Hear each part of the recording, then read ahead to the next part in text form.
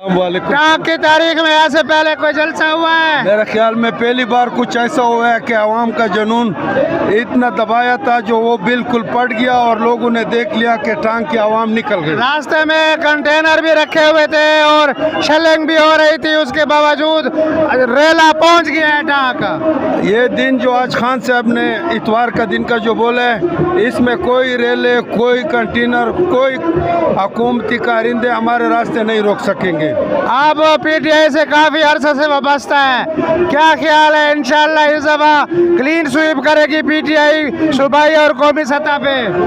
अगर free and fair election होते हैं तो यकीनन 1/3 जो है ना इमरान खान आगे निकल जाएगी, लेकिन अगर की गड़बड़ की तो शायद ये आवाम फिर ना मान ले और अवाम मजबूर हो जाए कि फिर अपना फैसला कर लें।